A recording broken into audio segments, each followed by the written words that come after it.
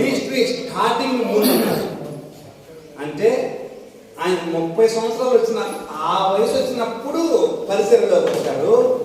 అప్పుడు ఉపవాసం అన్నారు. అప్పుడు అపవాది చేత శోధించబడ్డారు. ఆ 40 రోజులు అయిపోయిన తర్వాత ఆ రోజుల్లో అంతా ఉపవాసం ఉన్నారు. బాగా ఆకలితో ఉన్నారు. యేసుప్రభు వారు మామూలు మానవ రీత్యా మరి మంచినీళ్ళు దాగి ఉండే ఉంటారు. రోజు మంచినీళ్ళే దాగి ఉంటారు ప్రభువారు. కాబట్టి ఆయన ఆకలితో ఉన్నప్పుడు సాతాను శోధించాడు. ఓకే, మినిస్ట్రీ స్టార్టింగ్లో ఆయన ఉపవాసం అన్నారు. కానీ శిలువ మీదకి వెళ్ళే ముందు రాత్రి కూడా ఆయన వ్రత నిబంధన ఇచ్చాడు కదా. ఏంటది? ప్రభురాత్రి భోజనం. ఓకే, ప్రభు బల్ల. ఇది వ్రత నిబంధన, ఇది మీరు పాటించాలి, నేను వచ్చేంత వరకు మీరు పాటించాలి అన్నారు. ఆయన అంటే ఆ రోజు ముందు పస్కా భోజనం పూజిస్తారు చూడండి. ఐగుప్తులో పస్కా భోజనం పూజించారు చూడండి. అక్కడ ఒక గొర్రె పిల్లను వధించుకొని ఆ ఇంటి వాళ్ళ వరకు లోపలే ఉండి అక్కడే లోపలే దాన్ని వండుకొని ఆ గడప కొమ్మల దాని రక్తం పూసి పస్కా భోజనం పూజించారు చూడండి. పస్కా భోజనం యేసుప్రభు ఇక్కడ పూజించింది ఆ రోజున. చనిపోయే పట్టబడిపోయే ముందు రాత్రి అంటే గురువారం రాత్రి, గురువారం మధ్యరాత్రి వరకు ఆయన సుదీర్ఘంగా శిష్యులతో మాట్లాడారు. అది యోహాను సువార్త 13, 14, 15, 16 4 అధ్యాయాలు అక్కడ ఉంటుంది. అది మేడగది ప్రసంగం అంటారు దాన్ని. మేడగదిలో శిష్యులతో ఆయన గడుపుతారు. ఓకే, కాబట్టి ఆ రోజు రాత్రి ఆయన భోజనం చేశారు. ముందు కూడా భోజనం చేశారు. ఆ ముందు రోజుల్లో కూడా భోజనం చేశారు.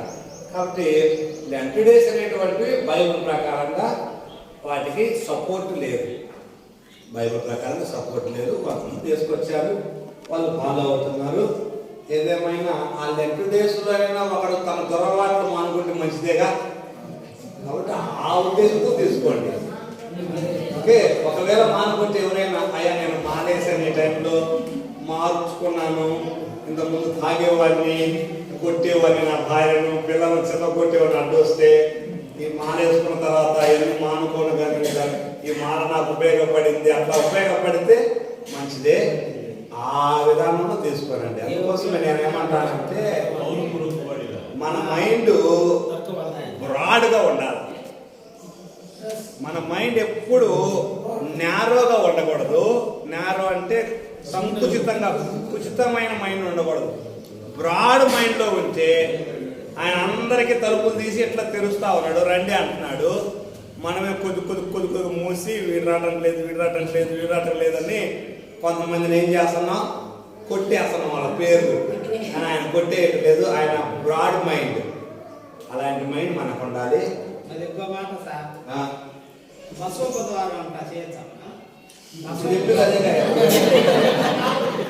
ఈరోజే బసవపదారం, ఈరోజే బసవపదారం. ఆ లెక్కలో అదే అవన్నీ లేవు. బైబిల్ ప్రకారం లేదు, బైబిల్ ప్రకారం లేదు. వాళ్ళు తీసుకొచ్చారు కొన్ని. ఓకే, RCM దాంట్లో చర్చ్ హిస్టరీలో మీకు వస్తుంది. చర్చ్ హిస్టరీ ఒక బుక్ ఉంటుంది.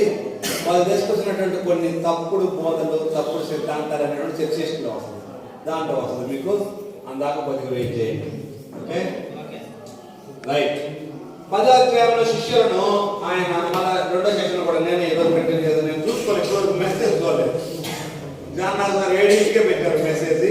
నేను 7:30కే పెట్టారు మెసేజ్. నేను ఆ టైంలో ఫుల్ బిజీ, ఇటు బయలుదేరే టైంలో ఉన్నాను.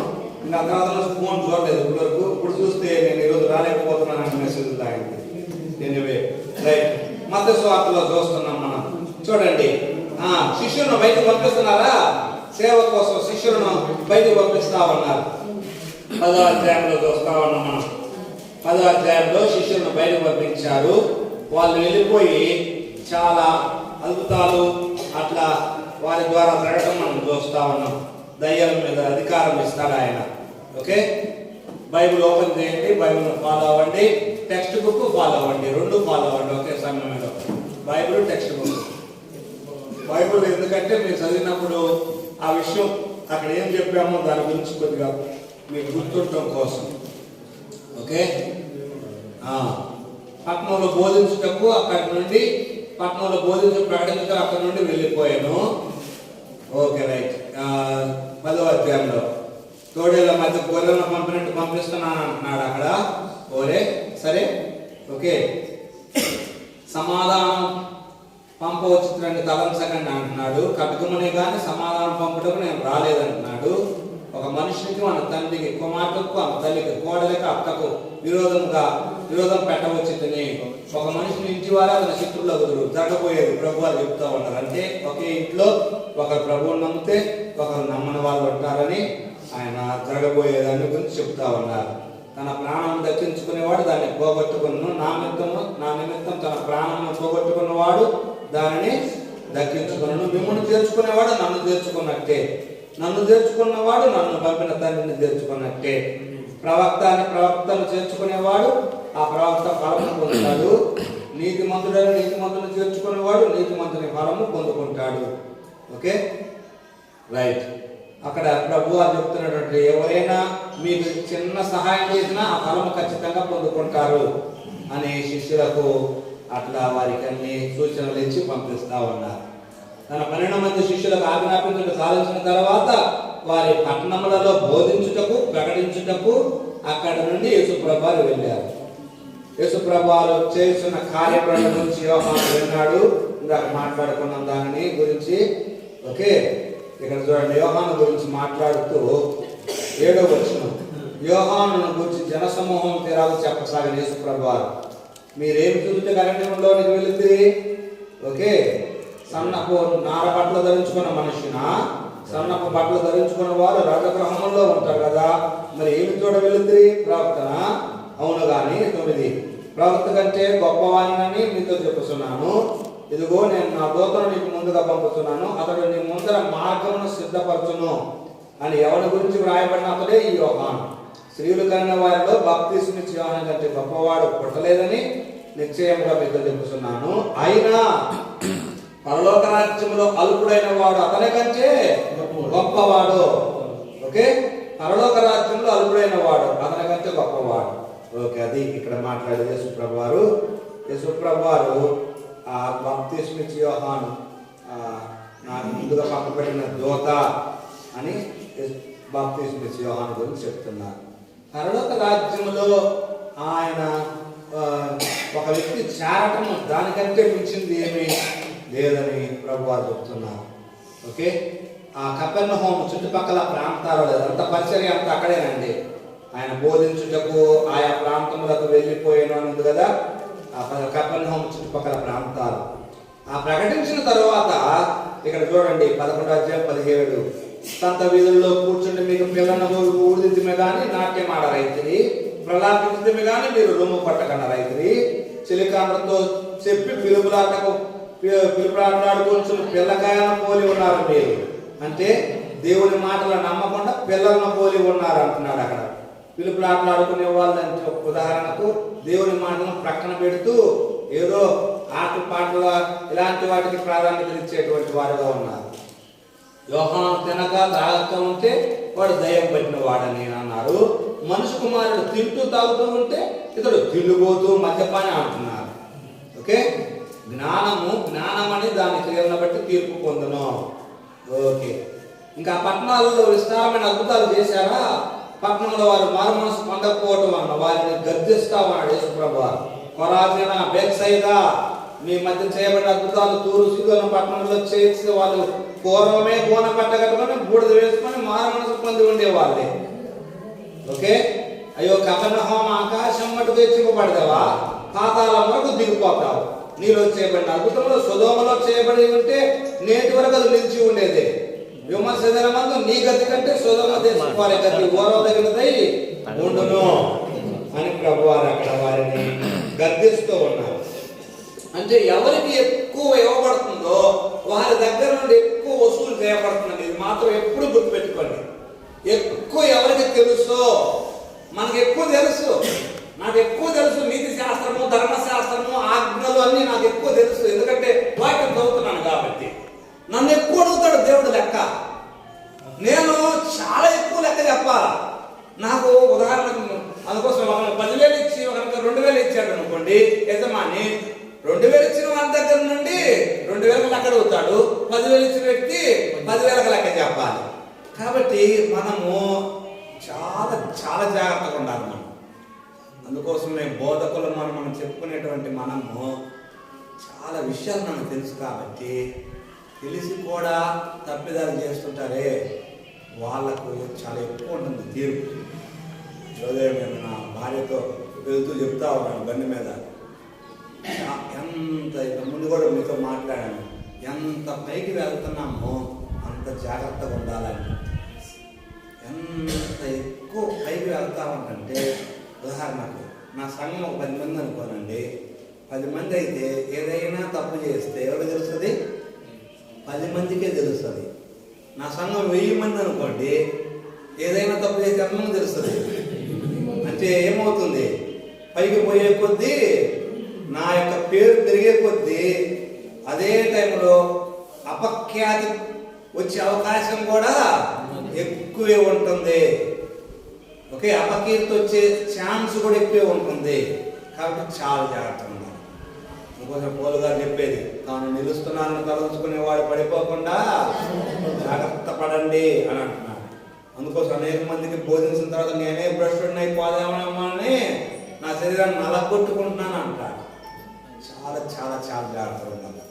అందుకోసం ప్రభు వారు వాళ్ళకి ఎక్కువ అద్భుతాలు చేశారు. వాళ్ళ మధ్యలో కొరాజైనా బేత్సైదా అంటే కపెర్నహూము, ఆ గలిలయ సముద్రం చుట్టూ ఉంటాయి ఆ పట్టణాలన్నీ. కపెర్నహూము అక్కడే ఉంటుంది, అక్కడే ఎక్కువ అద్భుతాలు.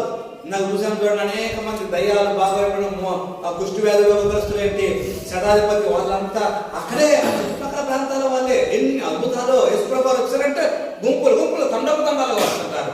ఒకసారి బాధ అయిపోతారా, వాళ్ళు ఎక్కడికి వెళ్తారు? వాళ్ళ ప్రాంతాలకు వెళ్తారు.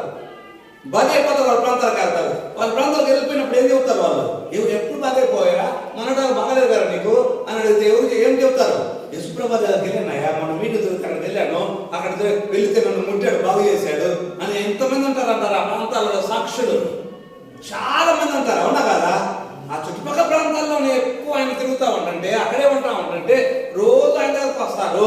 ఆయన దగ్గరకు వచ్చిన వాళ్ళు అనేక మంది బాగా అయిపోతారు. వాళ్ళ మధ్యలో ఎక్కువ సాక్షులు ఉన్నారు. కానీ ఆ పట్టణాలు ఏంటి?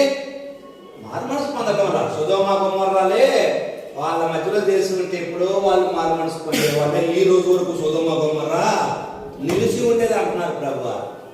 కాబట్టి ఎక్కువగా పొందుకున్న వారు ఎక్కువగా లెక్క చెప్పవలసి ఉంటుంది. అక్కడ మాట్లాడి అక్కడ ఆయన మాట్లాడారు. ఆ కాలం యేసుప్రభు విశ్రాంతి దినమున పంటశాలలో పడి వెళ్తుండగా శిష్యులు ఆకలి కొని వెన్నులు తుంచి తినసాగిరి.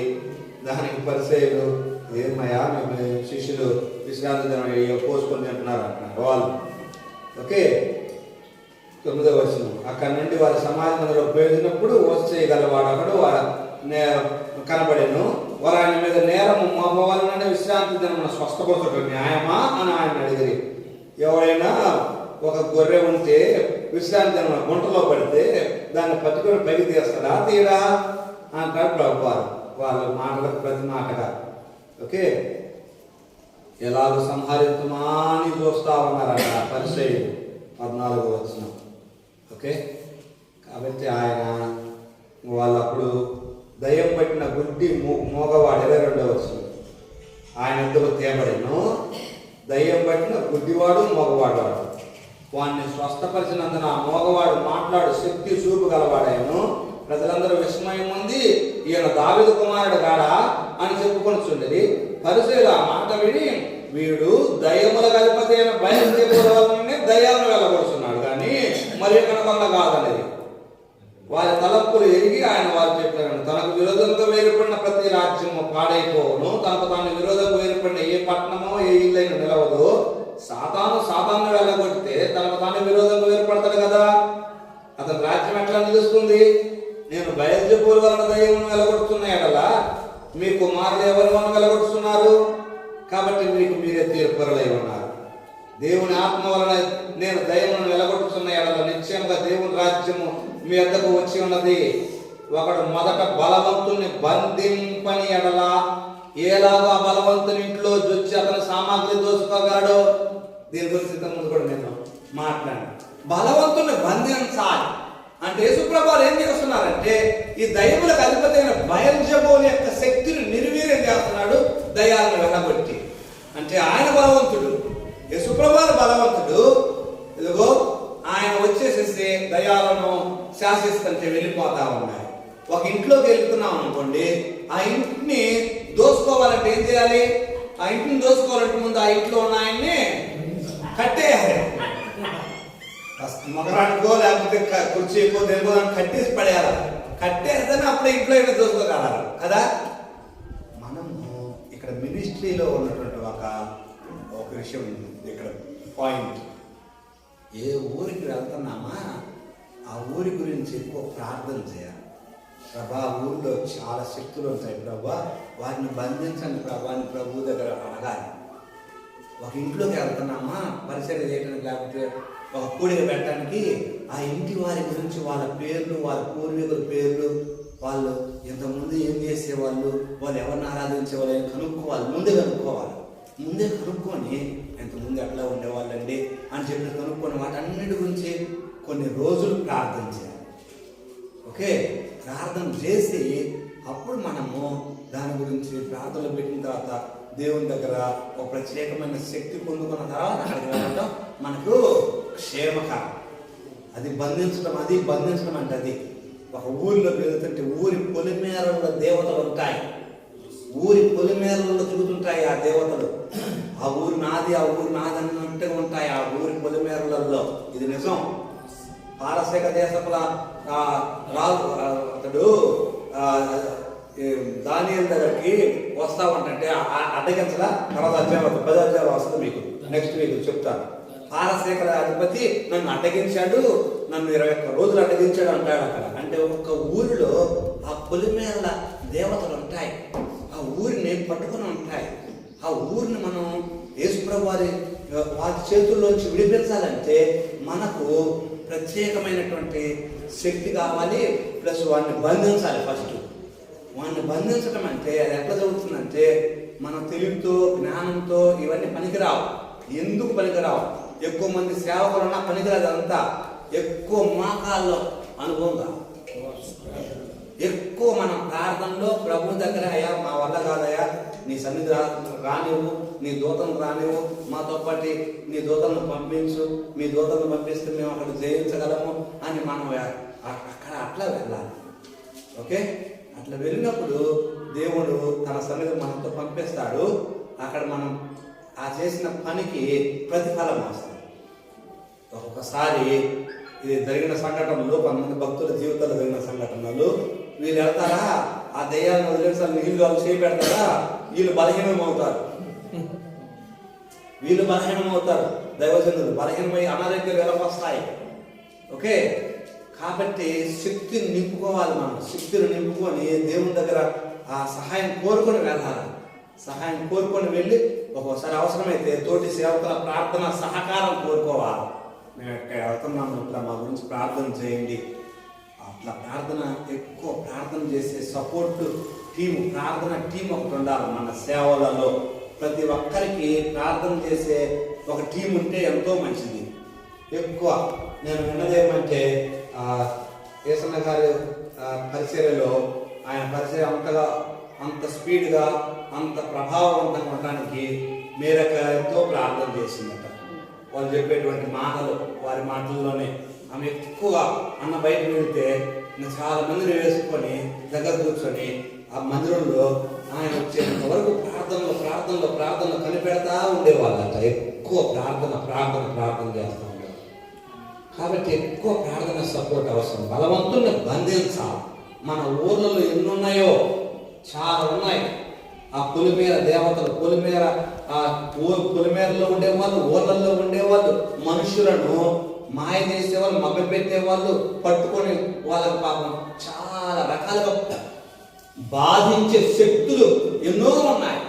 ఎన్నో శక్తులు వాళ్ళని బాధిస్తూ ఉంటాయి. వాటన్నిటిలోంచి విడిపించడానికి మనం వెళ్తున్నాం. ఇది ఒకనాడు 10 సంవత్సరాల వైరం కాదు, కొన్ని వేల సంవత్సరాల నుండి బందీలుగా ఉన్న వాళ్ళని విడిపించడానికి వెళ్తున్నామంటే మనం 10 సంవత్సరాలు చెప్తే, 20 సంవత్సరాలు చెప్తే ఆ బంధకాల నుంచి బయటకు వస్తారా? ఒక్కోసారి రారు.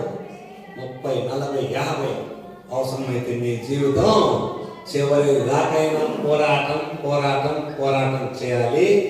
ఆ పోరాటంలో మనము ఇదంతా సమిధలైపోవచ్చు. ఆ పోరాటంలో మనము ఆవిరైపోవచ్చేమో, కానీ మనము ఆ పోరాట ఫలితము తర్వాతైనా చూస్తాం. Okay, right.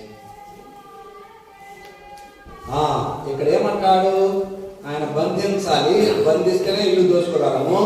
నా పక్షము ఉండనేవాడు నాకు విరోధి. కాబట్టి నేను మీతో చెప్పున్నది ఏమనగా, మనుషులు చేయు ప్రతి పాపమును దోషణయ వారికి క్షమింపబడును, గాని ఆత్మ విషయమైన దోషణకు పాప క్షమాపణ లేదు. ఆత్మ విషయమైన దోషణ ఎందుకు అంటున్నారు యేసుప్రభు అక్కడ? యేసుప్రభు దయ్యాలను వెళ్ళగొట్టేది దేని వల్ల అంటున్నారు? వాళ్ళు ఏమంటున్నారు? దయ్యముల అధిపతి బయల్జెబూలు ఉన్నాడే, బయల్జెబూలు వలన ఆయన చేస్తున్నాడు అంటున్నారు. బయల్జెబూలు కనపడతాడా? బయల్జెబూలు కనపడాడు, వాడు దురాత్మ వాళ్ళ లెక్కలో, అవునుగా, దురాత్మ. ఓకే, కానీ యేసుప్రభు చేసే ఈ అద్భుతాలు ఎవరి వలన చేస్తున్నాడు? పరిశుద్ధాత్మ వలన చేస్తున్నాడు. పరిశుద్ధాత్మ కనపడతాడా?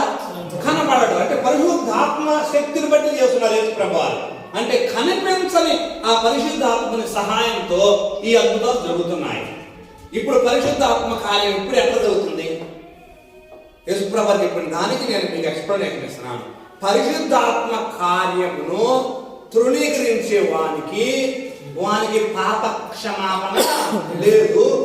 మనుష్య కుమారునికి వ్యతిరేకంగా మాట్లాడిన పాప క్షమాపణ ఉంటుంది, కానీ పరిశుద్ధాత్మకు వ్యతిరేకంగా మాట్లాడే వానికి పాప క్షమాపణ లేదు అంటున్నారు.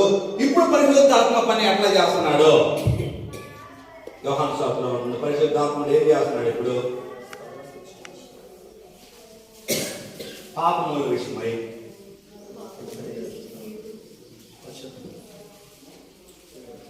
ఓకే వారిని రాబోతున్న తీర్పు గురించి, క్రీస్తు గురించి, పాపముల గురించి ఏం చేస్తున్నాడు? ఒప్పింప చేస్తున్నాడు కదా. పరిశుద్ధాత్ముడు ఇప్పుడు ఒప్పింప చేస్తున్నాడు కదా. ఇప్పుడు ఒప్పింప చేస్తున్నాడు ఆయన ఆత్మ కార్యం ఇప్పుడు జరుగుతుంది.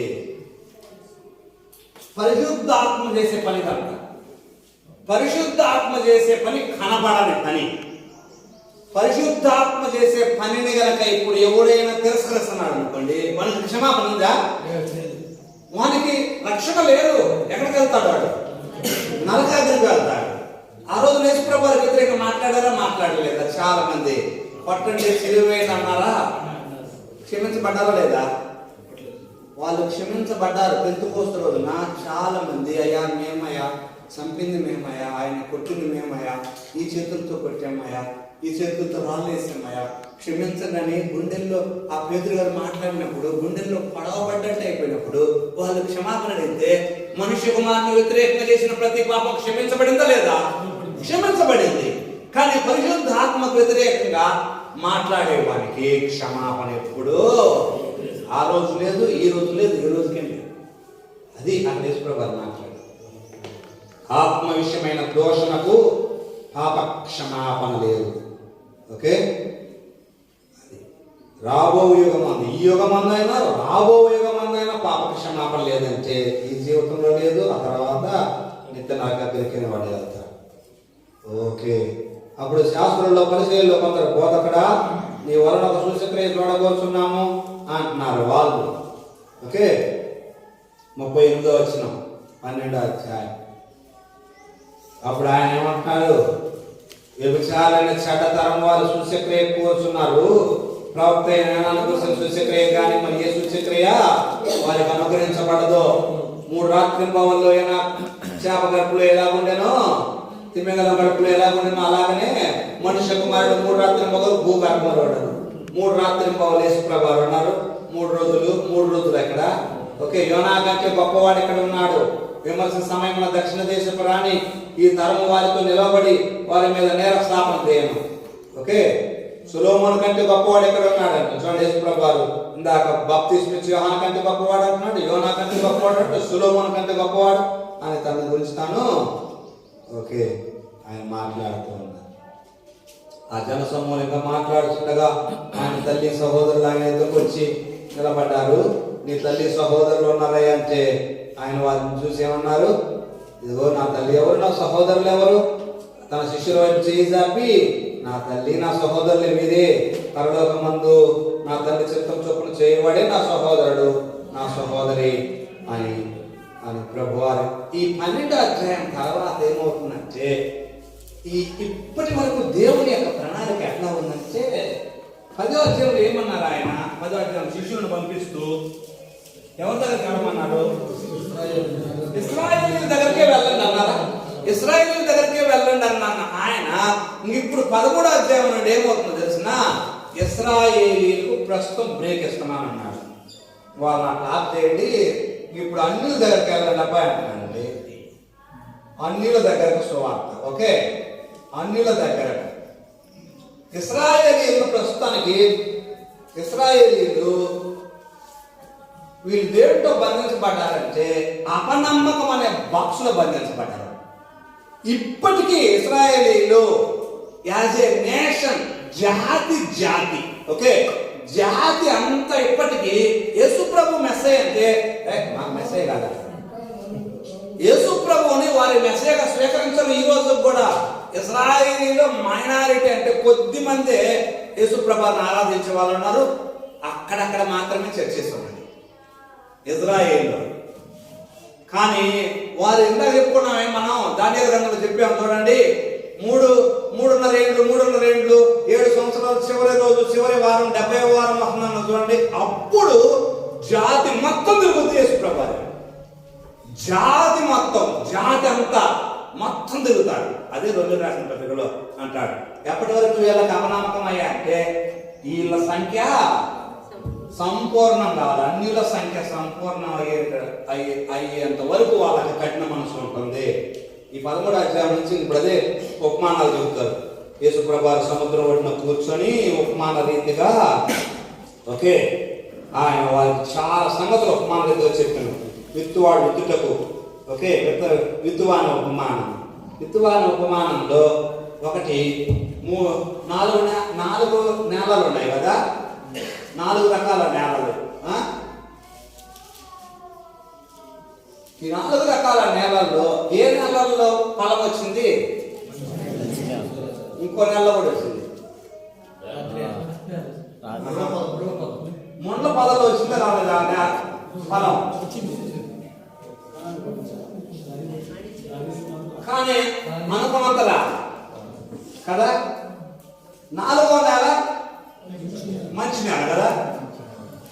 మంచి నేలలో ఫలాలు ఎట్లా వచ్చాయి? 30%, 60%, 100% కదా. అంటే మంచి నేలలో కూడా 3 రకాల ఫలాలు ఉన్నాయి, అవునా కదా? కొన్ని 30%, కొన్ని 60%, కొన్ని 100%. ఇక్కడ కూడా వచ్చాయి, కానీ 2%, 3%. ఎందుకని 2-3%? ముండ పొదలు ముంచేసాయి, అణిసివేసాయి. దీనికి కూడా కాయలు కాస్తాయి, కానీ ఆశించినంత మేర కాయలు కాయలు. చాలా మంది ఈ ఐహిక విచారాల వలన దేవుడు ఆశించినంతగా ఈ ఐహిక విచారాలు అణిసివేసేసి వాళ్ళు ఫలిస్తారు కొద్దిగా, కానీ దేవుడు ఆశించినంతగా ఫలిస్తారు. ఇక్కడ మాత్రము నేనేం చెబుతున్నాడంటే, మంచి నేలలో అవి 30 అంతలు, 60 అంతలు, 100 అంతలు అంటున్నాడు. అంటే ఈ 30 అంతలు అంటే ఒక కంకి మీద చూడండి, ఇది 30% రెండో కంకి మీద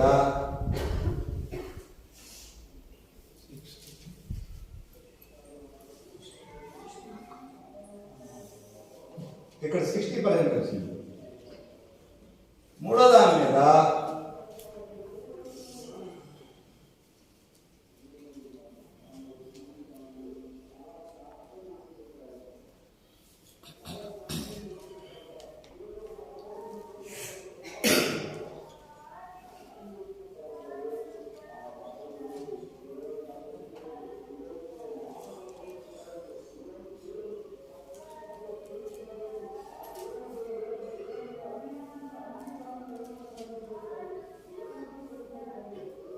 ఇక్కడ 100% వచ్చింది.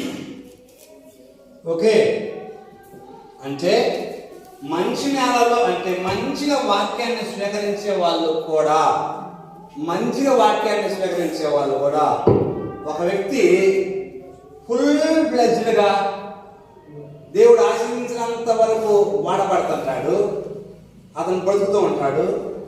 మంచి నేలలో ఉన్న ఒక్కొక్క వ్యక్తి ఇతడు కొంతవరకే ఫలిస్తుంటాడు, ఇంకొక వ్యక్తి దానికంటే తక్కువ ఫలిస్తూ ఉంటాడు. ఈ ముగ్గురులో వసనాల ఫలం మీకు అర్థం కావడానికి, ఒకే పొలంలో ఒక కందికి ఎక్కువ గింజలు ఉంటాయి, ఇంకొక కందికి తక్కువ గింజలు ఉంటాయి.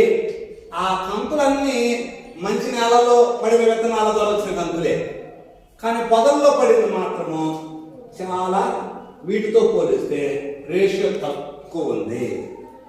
కాబట్టి మనము యాజ్ ఏ మినిస్టర్స్గా, మన సేవకులంగా ఒక వ్యక్తిని ఒక వ్యక్తితో పోల్చకూడదు. ఓకే, అతని స్తోమత అంతే, ఇతని స్తోమత ఇది.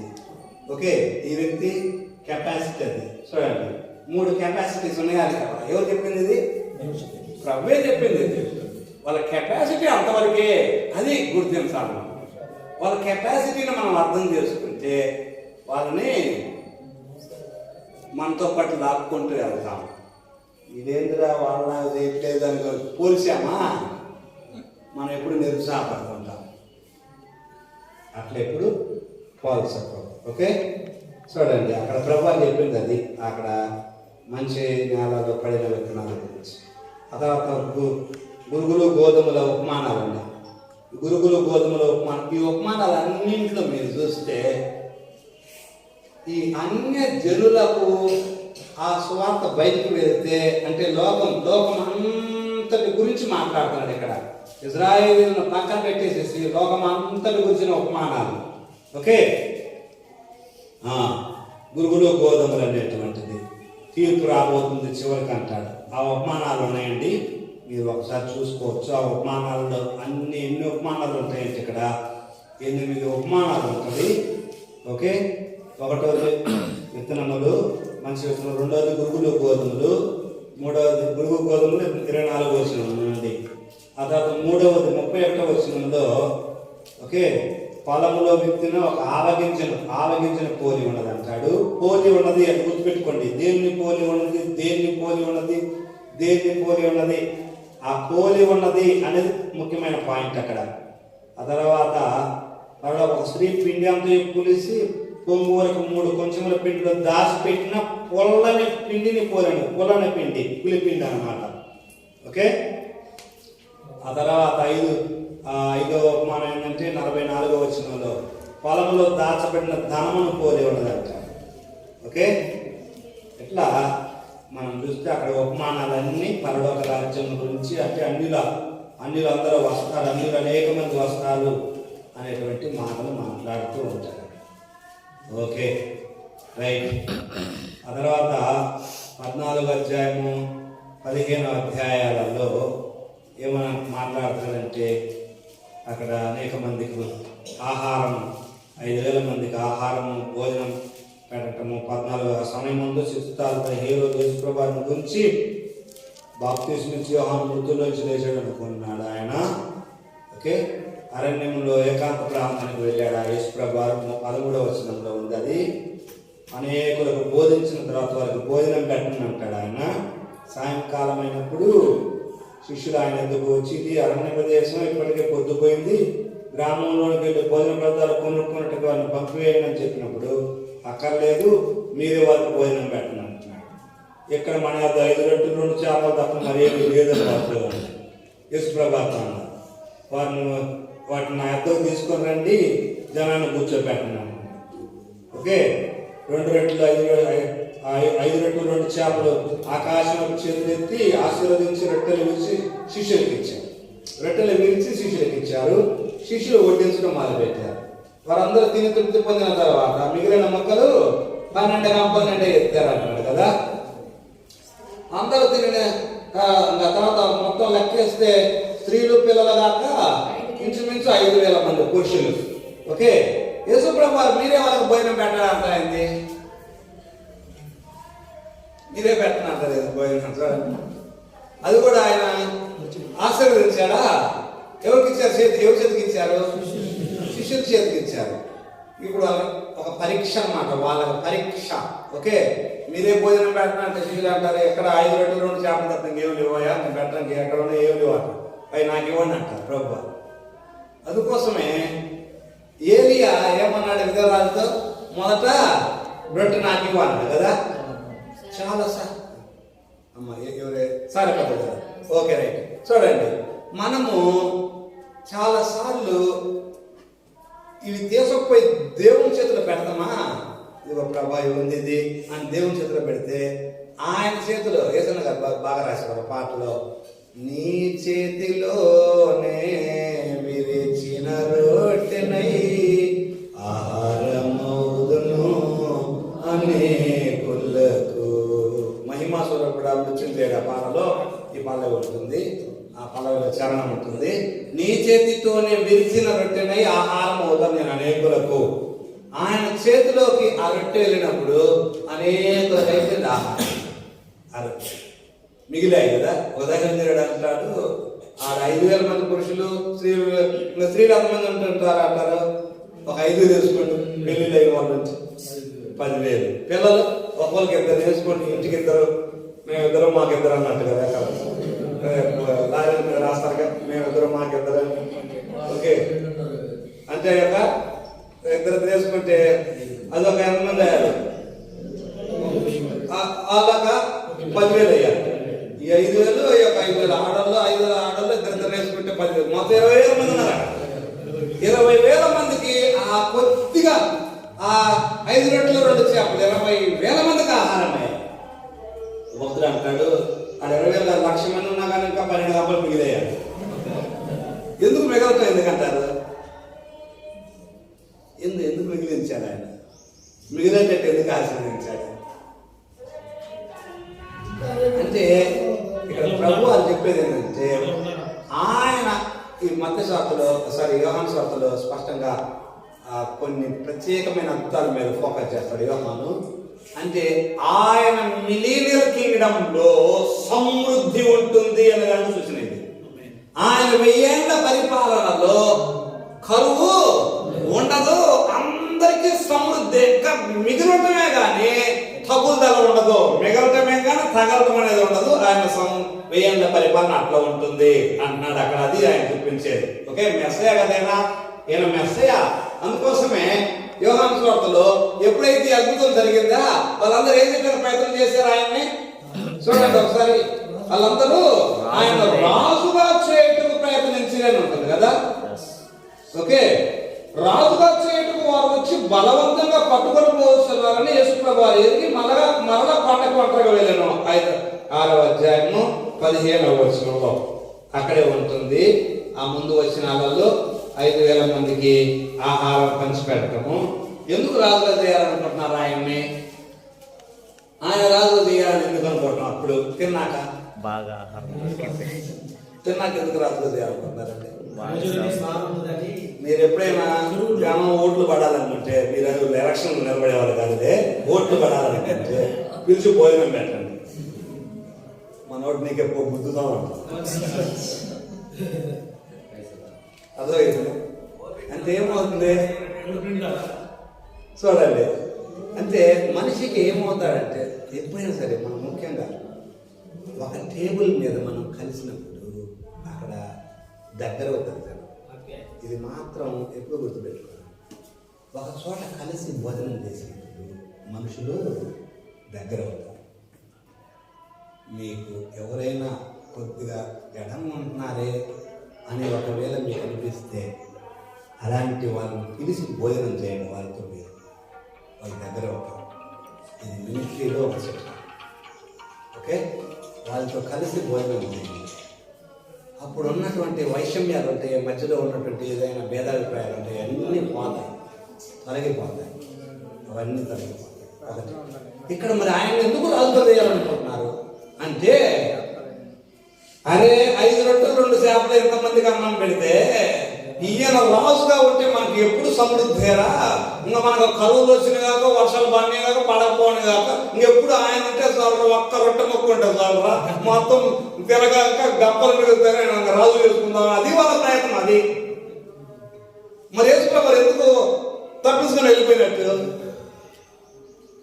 ఆయన ఇప్పుడు రాజుగా కావటానికి రాలేదు, ఆయన రాజుగా కావడానికి వచ్చాడు, కానీ ఇప్పుడు కాదు. ఎప్పుడు? అది 1000 ఏళ్ల పరిపాలనలో ఆయన టైం ఆయన తెలుసు. అందుకోసం ఆయన అందరూ ఎత్తి పైకెత్తి జై జై అని అనిపించుకోవడానికి ఆయన ఇప్పుడు సమయం కాదని గుర్తించాడు ఆయన. యేసుప్రభువారు ఆయన ప్రగల్భాలు, మనుషుల యొక్క మాటలు ఏంటి, మనుషుల యొక్క జేజేలు కొట్టించుకోవడానికి ఆయన రాలేదు. ఓకే, ఇక్కడ అక్కడ అద్భుతంగా ఆశ్చర్యరీతిగా ఆశ్చర్యకారం 5000 మందికి ఆహారం. ఓకే, జనసమూహాలను పంపివేయనంతలో దోణి ఎక్కి దానికంటే ముందుగా శిష్యులు వెళ్ళాలని కొండ మీద ప్రార్థనకు వెళ్ళారు. రాత్రి జాము 4వ జామున మళ్ళా నేల మీద నడిచి రావటం. పేతురు, నీవే అయితే నేను కూడా నడిచి వస్తానయ్యా, నాకు సహాయం చేయి అని పేతురు అడగడం చూస్తున్నాము.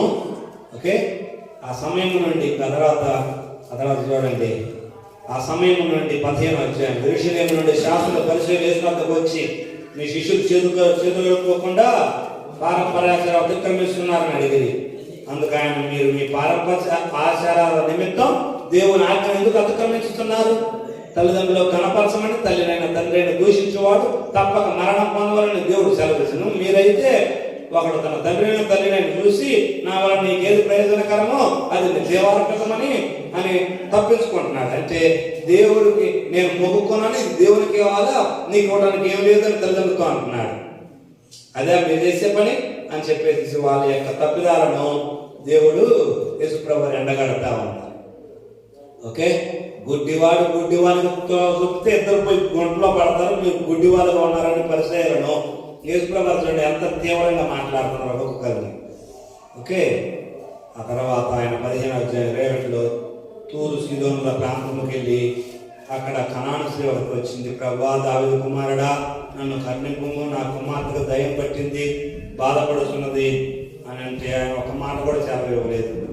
అప్పుడు ఆయన శిష్యులు వచ్చి, ఈమె మన వెంబడి వచ్చి కేకలు వేస్తున్నది, ఈమెను పంపివేపున ఆయన వేడుకొనగా, ఇశ్రాయేలు ఇంటి వారు నశించిన గొర్రెలకే కానీ ఎవరి ఎందుకు నేను పంపబడలేదు అన్నాడు ఆయన. అప్పుడు ఆమె ఏమంటుంది చూడండి, ఆమె విశ్వాసం ఎంత గొప్పదో. 25, ఆయనను ఆమె ఆయనకు మొక్కి, ప్రభువా సహాయం చేయమని అడిగాను. అందుకు ఆయన, పిల్లల రొట్టెలు తీసుకొని ఒక పిల్లలకు వేట న్యాయమా అని అన్నారు. ఆయన, నిజమే ప్రభువా, ఒక పిల్లలు కూడా తమ యజమానుల బల్ల మీద నుండి పడి మొక్కలు తినను కదయా, తినే అవి కదా, ఆ బల్లల మీద నుంచి పడే మొక్కలే కదా తినేది. ఇప్పుడు ఎందుకన్నారు యేసుప్రభువు ఆ శిష్యుల ముందు ఆమెను ఎందుకన్నారు ఒక్క పిల్లలకి ఏంటో న్యాయమా అని? ఇశ్రాయేలీయులు అందరిని ఎట్లా చూస్తారు? ఆమె సీదోనీయురాలు అంటే అన్యురాలు. ఆమె ఇశ్రాయేలీయులు అందరిని ఎట్లా చూస్తారు? కుక్క కంటే అన్యాయంగా చూస్తారు. ఇశ్రాయేలీయులు అన్యులను కుక్క కంటే అన్యాయంగా చూస్తారు. ప్రభువు ఆ మాట మాట్లాడింది, కుక్క పిల్లలకి ఏంటో న్యాయమా? ఆమెలో ఉన్నటువంటి ఆ యొక్క విశ్వాసం, ఆమె ఎంతగా అవసరతలో ఉన్నదో అదొకటి, ఎంత తగ్గించుకుంటుందో. అప్పుడేమన్నారు ఆయన, ఆమె సరే అవునయ్యా, ఒక పిల్లలు కూడా యజమానుల బల్ల మీద పడ్డేగా తినేది అని ఎప్పుడైతే అన్నదమ్మా, నీ విశ్వాసము గొప్పది, నీవు కోరినట్టు నీకు అవునుగా కానీ చెప్పిన ఆ గడియలోనే ఆమె కుమార్తె స్వస్థత నొందెను. ఓకే, అనేక మంది గుడ్డివారు, మగవారు, అంగహీనులు అనేకులు బాగు చేయబడటం అనేటువంటిది చూస్తా ఉన్నాము. ఆ ప్రాంతంలో అట్లా యేసుప్రభువు అనేక అద్భుతాలు చేస్తా ఉన్నారు. ఓకే, సద్దూకయ్యులు పరిసయ్యులు వచ్చి ఆయనను శోధించుటకు ఆకాశం నుండి ఒక సూచన క్రియ తమకు చూపమని అడగగా, సాయంకాలం మీరు ఆకాశం ఎర్రగా ఉన్నది, వర్షం కూలేదని, ఉదయం ఆకాశం ఎర్రగా ఉన్నది కాక మబ్బుగా ఉన్నది కనుక నేడు గాలివాన వచ్చినట్టు మీరు చెప్తారు కదా అని చెప్పేసి, వ్యభిచారులైన చెడ్డతరం వారు సూచక్రియ అడుగుతున్నారు. అయితే యోనాను గురించి సూచక్రియ మరి ఏ సూచక్రియ మీకు అనుగ్రహించబడదని ఇందాక కూడా ఆ మాట అన్నారు కదా ప్రభువారు. ఓకే, చూడండి, అది ఏ సూచక్రియ కావాలని యోనాను గురించినటువంటి సూచక్రియలు రెండోసారి ఇక్కడ. అంటే ప్రభువారు ఏం చెప్తూ ఉన్నారు? శిష్యులకు కానీ అక్కడ ఉన్న జనానికి కానీ హింట్ ఏమి ఇస్తున్నారంటే నేను చనిపోబోతున్నాను, 3వ రోజున లేవబోతున్నాను. అది ప్రభు అని చెప్పేటువంటి. అయ్యా యోనా 3 రోజులు చేప కడుపులో ఉన్నాడు. యేసు ప్రభు వారు కూడా ఆ రీతిగానే 3 రోజులు ఆయన భూగర్భంలో ఉంటాడు అని చెప్పేసి ప్రభు వారు అన్నారు. దాని గురించి ముందు క్లారిటీ ఇచ్చాను అనుకుంటా కదా. చూడండి, యోనా 3 రోజులు ఉన్నాడు. 3 రోజులు. రోజులు అంటే పగలు ప్లస్ రాత్రి, లేకపోతే రాత్రి ప్లస్ పగలు. Okay okay. యేసు ప్రభు వారు ఏ రోజు ఆయన సమాధి చేయబడింది? శుక్రవారం. ఎన్నింటికి? 4 వేసుకోండి, లేకపోతే 5 వేసుకోండి. 4-5 మధ్యలో. అవునా? 4-5 మధ్యలో సాయంత్రం. ఓకే. శుక్రవారం. శనివారం ఎక్కడ ఉన్నారు? సమాధిలో ఉన్నారు. ఓకే. ఆదివారం ఎక్కడ ఉన్నారు? ఆదివారం ఎన్నింటికి లేచారు? దాదాపుగా 5 వేసుకోండి, లేకపోతే 5 to 6. ఓకే. ఉదయం 5 to 6 లెక్క వేసుకోండి. Okay right. 4 to 5 ఇశ్రాయేలీయులకు సాయంత్రం 6 నుంచి నక్షత్రంలో వస్తుంది. అంటే శుక్రవారం సాయంత్రం 6 అయింది అనుకోండి, అది ఏ రోజు కొత్త లెక్క? శుక్రవారం సాయంత్రం 6 అయితే శనివారం లెక్క వాళ్ళకి. శుక్రవారం సాయంత్రం 6 నుండి శనివారం సాయంత్రం 6 వరకు శనివారము ఇది. కానీ 5కి సమాధి చేశారు. అంటే శుక్రవారం రోజున 1 గంట లేకపోతే 2 గంటలు కలిసి వచ్చింది. అవునా కదా? కలిసి వచ్చిందా, కలిసి రాలేదండి? కొద్దిగా రెస్పాండ్ ఇవ్వండి. శనివారం మొత్తం కలిసి వచ్చిందా రాలేదా? శనివారం మొత్తం అంటే శుక్రవారం సాయంత్రం 6 నుండి శనివారం సాయంత్రం 6 వరకు 1 రోజు. 2 గంటలు. 2 గంటలు. 1 రోజు ఫుల్. చూడండి, శనివారం సాయంత్రం 6 నుండి ఆదివారం సాయంత్రం 6 వరకు ఇది 1 రోజు. ఇక్కడ కొన్ని గంటలు వచ్చే రాలేదా? ఓకే. 6 నుంచి 6 12 6 గంటలు వచ్చింది ప్లస్ ఇది 12 గంటలు అటు ఇటు వచ్చాయి. 12 గంటలు. అవునా కదా? ఓకే. 3 రోజులు అయిందా? అయితే రోజున్నరే వచ్చిందా? అది ఏమైనా ప్రశ్న? అది ఇలాంటి ప్రశ్న వస్తే మంచిదే. ఓకే. నేనేమో 3 పగల్లో 3 రాత్రులు ఉన్నాము. మరి ఏమేమంటారంటే రోజున్నరే వచ్చింది అంటున్నాను. మరి అట్టా లెక్క 3 రోజులు లేదుగా. ఓకే. దానికి సమాధానం బైబిల్ పండితుల సమాధానం ఏమంటే శుక్రవారం 1-2 గంటలైనా కలిసిందా కలవలేదా? శుక్రవారం 4 to 6 మధ్యలో సమాధి చేయబడ్డారు అనుకుంటున్నాం కదా. 3 గంటలు చనిపోయాడు ఆయన. 4 to 6 మధ్యలో సమాధి చేయబడ్డాడు. 6 లోపే. 6 అయిందంటే శనివారం కిందకి వెళ్ళిపోద్ది. విశ్రాంతి వస్తుంది. విశ్రాంతి ఏం పని చేయకూడదు, వాళ్ళు ఏం చేయకూడదు. ఓకే. కాబట్టి విశ్రాంతి లోపే కలిసారు బాడీ శిలువ మీద నుండి. కాబట్టి 2 గంటలు కలిసింది. శుక్రవారం 2 గంటలు. శుక్రవారం 2 గంటలు. శనివారం 24 గంటలు. వచ్చిందా లేదా? ఆదివారం 12 గంటలు. ఓకే. చంద్రబాబు నాయుడు గారు శుక్రవారం 4కి చంద్రబాబు నాయుడు శుక్రవారం 4కి ప్రమాణ స్వీకారం చేశారు. ఓకే. ప్రమాణ స్వీకారం చేశారు. శుక్రవారం పరిపాలించినట్ట లెక్కల ప్రకారం. అంటే ఆయన పరిపాలనలో ఈరోజు కలుస్తుందా కలవదా? 1 రోజు కలిసింది. శనివారం కూడా కలిసింది. ఆదివారము ఓకే. ఆదివారం కూడా 12 గంటల ఆదివారం 7కి రిజైన్ చేశాడు. ఓకే. పదవి విరమణ చేశాడు. ఈరోజు కూడా కలిస్తే కలవలేదా? ఆయన పరిపాలనలో ఈ 3 రోజులు కలుస్తానే కలవా? ఎన్ని రోజులు పరిపాలన చేసినట్టు? 3 రోజులు. మరి 3 రోజులు కలిసినా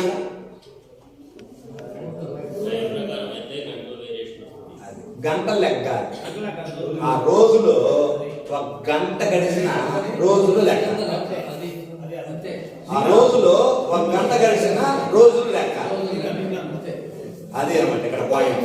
ఓకే, 1 గంట 2 గంటలు ఆ?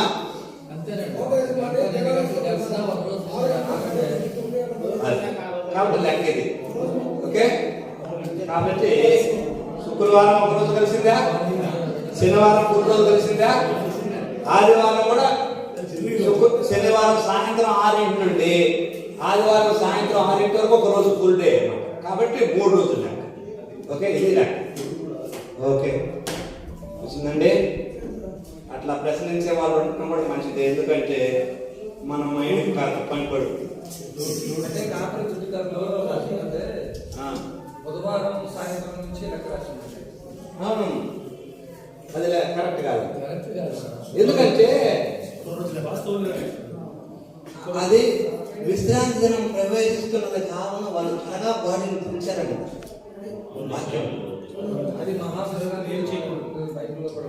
విశ్రాంతి దినం అంటే మహా విశ్రాంతి ఎందుకంటారు? ఆ రోజున పస్కా పండుగప్పుడు వచ్చే విశ్రాంతి దినం గ్రేట్ సబ్బాత్ అంటారు. అది అది విశ్రాంతి, మహా విశ్రాంతి దినము విశ్రాంతి దినం 2 సపరేట్ కదండి. మహావిశ్రాంతి అంటే ఉదాహరణకు చూడండి, మనం కొన్ని రోజులను ప్రత్యేకమైన విశ్రాంతి తినాలంట. కొన్ని రోజులు పండుగలలో వచ్చేవి ప్రత్యేకమైనవి. 7 సంవత్సరాలకు ఒకసారి కదా విశ్రాంతి దినం. అవును, విశ్రాంతి సంవత్సరం. అవును, విశ్రాంతి దినం వారానికి ఒక రోజు కదా.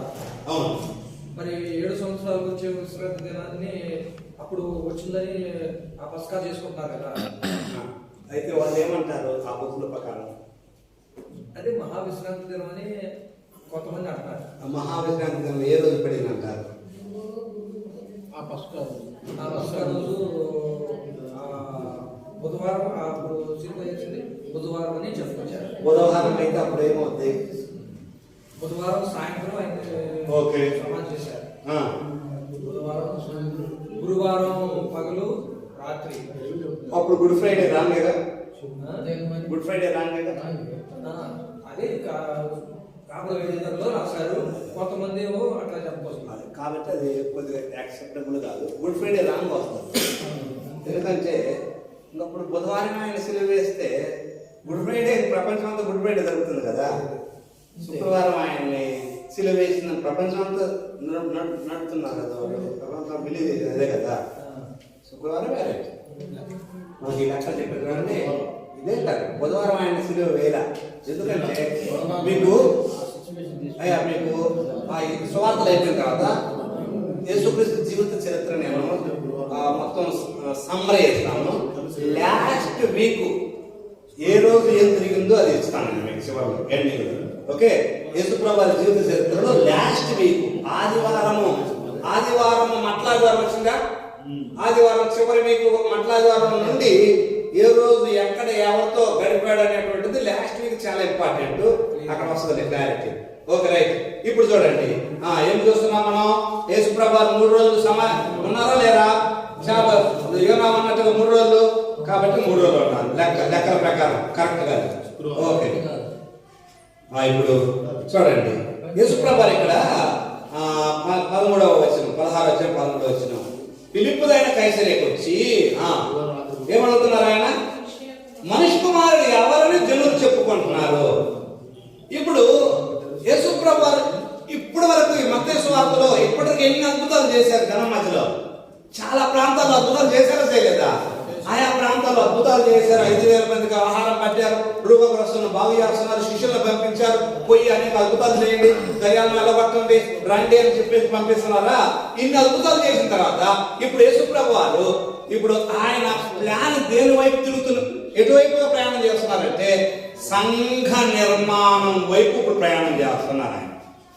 చూడండి, సంఘ నిర్మాణం వైపు ఆయన అడుగులు వేస్తా ఉన్నారు. ఇప్పుడు ఇక్కడ ఏమంటున్నారంటే, ఇదిగో నా గురించి జనం ఆలోచన ఏంటి? ఎందుకు శిష్యుల్ని ఎందుకు అడుగుతున్నారు?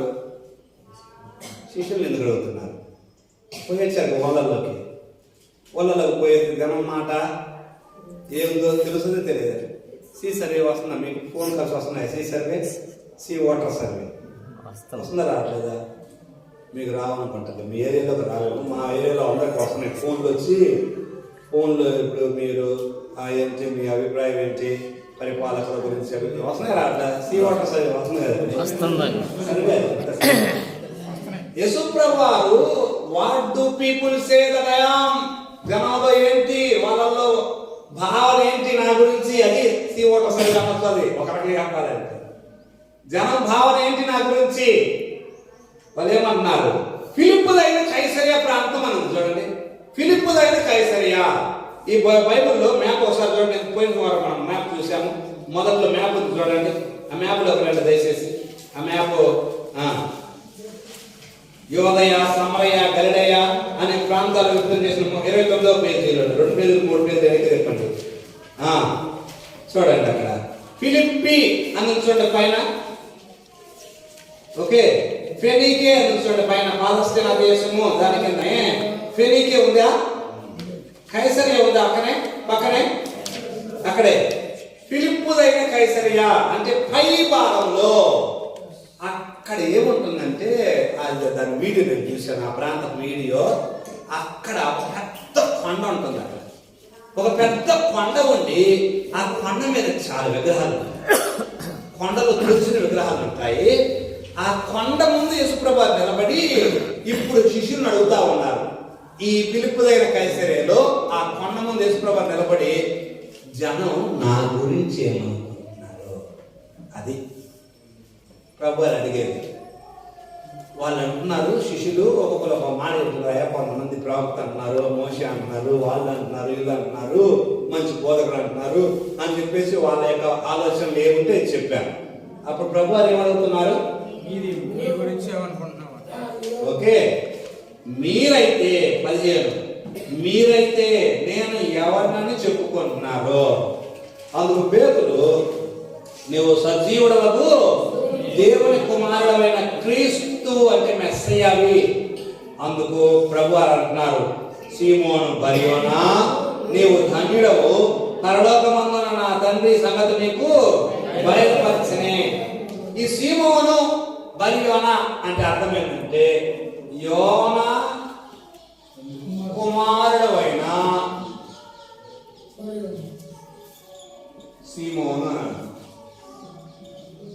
ఓకే, బర్ అంటే కొడుకు, యోనా అంటే యోనా కొడుకు, యోనా కుమారుడమైన సీమోను అని అంటారు. అదే అక్కడ పాయింట్. యోనా కుమారుడమైన సీమోను అంటే సీమోను పేతురు వాళ్ళ పేరు యోనా. Okay right. చూడండి, దేవుడు నీకు ఈ సంగతి బయలుపరచలే కానీ ఎవరు బయలుపరచలేదు. నీవు పేతురు, ఈ బండ మీద నా సంఘమును కట్టుదును. ఎక్కడున్నారు యేసుప్రభు? స్థలం ఏది? కొండ వెనక బ్యాక్గ్రౌండ్ ఏంటి? వెనక బ్యాక్గ్రౌండ్ కొండ కదా. యేసుప్రభు ఏమంటున్నారు, ఈ బండ మీద నా సంఘమును నేను కడతాను అంటున్నాడు. వెనక ఏమున్నాయి? కొండలో తొలిసిన విగ్రహాలు ఉన్నాయా లేవా? విగ్రహాలు వెనక ఎవరున్నారు? విగ్రహాలు వెనక ఎవరున్నారు? కోరింది రాజపతిలో అంటాడు పౌలు గారు. ఏమంటారు? విగ్రహాలు వెనక దయ్యములు ఉన్నాయి. I am going to build my church on this rock. నా సంఘమును నేను ఈ బండ మీద కట్టబోవచ్చు. ఏ బండ? యేసుప్రభు వారు ఈ బండ మీద కట్టబోవచ్చు. నా సంఘమును నేను ఈ బండ మీద కట్టబోవచ్చు. పాతాళ లోకపు ద్వారములు దాని ఎదుట నిలవలేరు. పాతాళ లోక ద్వారం అంటే ఏంటి? వెనకేమున్నాయి? ఇప్పుడు పండ మీద శక్తులు ఉన్నాయా లేవా? అంటే పాతాళ ఒక ద్వారంలో, పాతాళ ఒక ద్వారం తీసాము, తలుపు తీస్తే పాతాళంలో నుంచి ఏమొస్తాయి బయటికి? మొత్తం బయటకు వస్తే రావా? ఆయన బంధించి ఉంచాడు. పాతాళ లోకపు ద్వారములు అంటే మరణ దోతలు, సాతాను శక్తులు ఎన్ని వచ్చినా కానీ ఎవరికి వ్యతిరేకంగా ఏం చేయలేవు. ఈ సంఘమునకో, ఈ బండకో, ఈ వాక్యం మీద కట్టబడేటువంటి సంఘానికి వ్యతిరేకంగా ఎన్ని వచ్చినా కానీ ఏమీ చేయలేవు. సంఘాన్ని నాశనం చేయడానికి ఎన్ని చట్టాలు వచ్చినా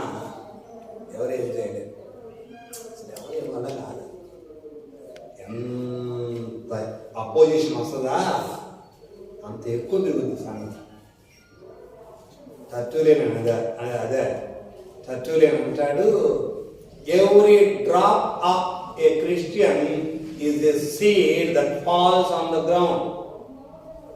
క్రైస్తవుని ప్రతి రక్తపు బొట్టు ఒక విత్తనం లాంటిది, అది భూమిలో పడితే మొలకెత్తక మానదో.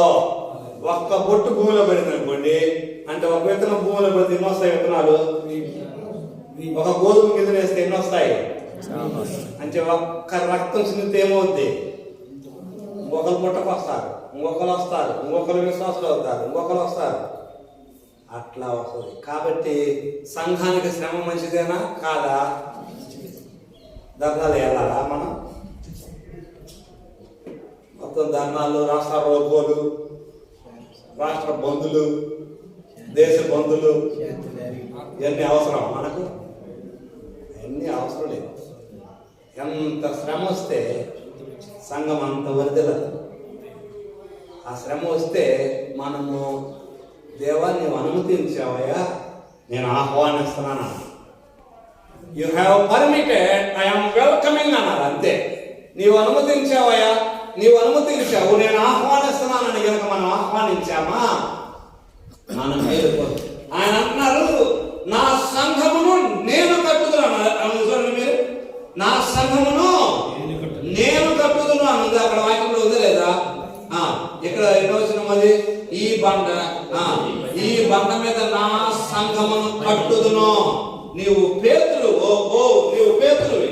చాలా మంది ఆశయం వాళ్ళు పేతుల మీద సంఘాన్ని కట్టాడు అంటారు. నో, అది కాదు ఇక్కడ మాట్లాడు. పెట్రాస్, ఓకే, పేతులకు వాడబడిన పేరు ఇది, పెట్రాస్ గ్రీకులో. ఈ బండ మీద అన్నారు చూడండి, పెట్రా వాడబడిన పదం ఇది, పెట్రా.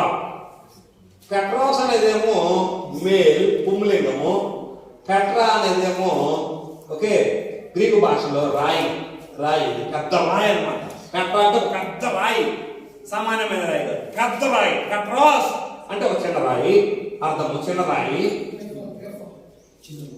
ఓకే, పెట్రా అంటే పెద్ద రాయి. ఈ పెద్ద రాయి ఎక్కడ ఉంది? దానియేలు ఎక్కడ ఉంది? పెద్ద రాయి పెద్ద బండ. 2వ అధ్యాయం గుర్తుందా? ఎక్కడి నుంచి వచ్చి పడింది? పై నుండి వచ్చి ఎక్కడ పడింది? కామే పడింది. ఎవరు చేతి సహాయం లేకుండా తీయబడిన రాయి, నిషేధించబడినది రాయి అని మాట్లాడారు. ఓకే, ఇది మూలకు తల రాయి అని రాశారు కదా. కాబట్టి ఆ రాయి Petra, on this stone I am going to build my church, on this stone. ఈ స్టోన్ దానియేలులో చెప్పబడిన ఆ బండ. దానియేలులో చేతి సహాయం లేకుండా దానికి ఏవే కాదు అది నిలిచి ఉంటుంది, ఆ రాజ్యం నిలిచి ఉండే ఆ బండ ఈ సంఘము నీవే కాదు నిలబోయే సంఘము ఈ బండ మీద కట్టబడబోతుంది అంటున్నాడు దేవుడు. అక్కడ వాడబడింది అది. నీవు పేతురు ఈ బండ మీద నా సంఘమును కడుతాను అంటున్నాడు. కానీ ఆశయం వాళ్ళు అడిగిస్తున్నారు తెలుసునా? నీవు పేతురుని ఈ బండ మీద నా సంఘాన్ని కడతాను, అది వాడబడింది. ఓకే, నీవు పేతురువి, ఈ పేతురు మీద ఎవరిని కడతాము? నా సంఘం కడతాము. పేతురు ఫస్ట్ బిషప్ కాబట్టి అనుకున్నారు వాళ్ళు. అది కాదు ఇక్కడ మాట్లాడేది, అది కాదు. నీవు పేతురువు, కానీ I'm going to build my church on the stone. అక్కడ గ్రీక్ పదము మార్చాడు. యేసుప్రభువు వారు మాట్లాడిన మాటలో పదం మార్చాడు. పెట్రా అని రాశారు, పెట్రాస్ అని రాయాల గ్రీకులో. ఓకే, కాబట్టి ఈ బండ మీద అన్నారు. ఈ బండ అంటే యేసు ప్రభు అనే ఆ బండ మీద ఆయన వాక్యం, లేకపోతే ఆయన స్థిరమైనటువంటి వాగ్దానం, అది అక్కడ మాట్లాడారు. బైబిల్ పండితులు రెండు రకాలుగా తీసుకుంటారు. ఒకటి ఆయన మీద, రెండవది ఆయన బోధ మీద. ఓకే, ఆయన బోధ, అపోస్తలుల బోధ ఉంది కదా, అపోస్తలుల బోధ మీద. Okay, right. అప్పుడు ఏమన్నారు? అప్పటి నుండి యెరూషలేముకు వెళ్ళి పెద్దల చేత, ప్రధాన యాజకుల చేత, శాస్త్రుల అనేక హింసలు పొంది చంపబడి 3వ దినం లేచుట అగత్యమని శిష్యులకు తెలియజేయ మొదలు పెట్టగా, ఇందా చెప్పాడు ఒక హింట్ ఇస్తున్నారని. యోనా గురించినటువంటి ఆ యొక్క అద్భుతమే జరుగుతుంది కానీ వేరేది ఏం లేదని చెప్పారు కదా, హింట్ ఇస్తా ఉన్నారు. ఇప్పుడు నేను మొదలు పెట్టారు, పెద్దలు పట్టుకుంటారు, నన్ను చంపుతారు, 3వ దినం దిగులు వేసని డైరెక్ట్గా చెప్తా ఉన్నారు. పేతురు ఏమంటున్నాడు? ఇదేంటి ప్రభా నువ్వు ఎట్లా చచ్చిపోతే ఎట్ట నాకు ఏంది ఆరోగ్య శాఖ మంత్రులు లేకపోతే హోంశాఖ రావాలైతే అది పేదరిక ఆలోచన అవునా కదా పేదల ఆయన ఆయన మెసేజ్ కావాలి, ఆయన రాజు కావాలి. ఆయన రాజు అయితే ఏమవుతుంది, మనకేదో ఒక పోస్ట్ మంత్రి పదవి రావాలనుకుంటున్నాడు పేరు. అది పేదరిక. నీవు తప్పడానికి వీళ్ళదే చేయబడి వెనుకలు అవుతున్నాడు వేసుకోబడి నాకు అది అక్కడే అదే ఉంది. చేయి పట్టుకొని 22 అవుతున్నాం పేదరు ఆయన చేయి పట్టుకొని ఒకసారి పేదరు ఆయన ఒకసారి కొద్దిగా ఇప్పుడు పేరు ప్రభువారు మాట్లాడుతా ఉన్నారా, ప్రభువారు ఇదిగోండి ప్రభువారు మాట్లాడుతున్నారు. ఇవి ఈ పేర్లు ప్రభువారు అంటున్నారు 3వ రోజున ఇదిగో చంపుతారు, చంపేస్తారు, సమాధి చేస్తారు. సమాధి చేసిన 3 రోజులు తిరిగి లేస్తారు. ప్రభువారు మాట్లాడారు.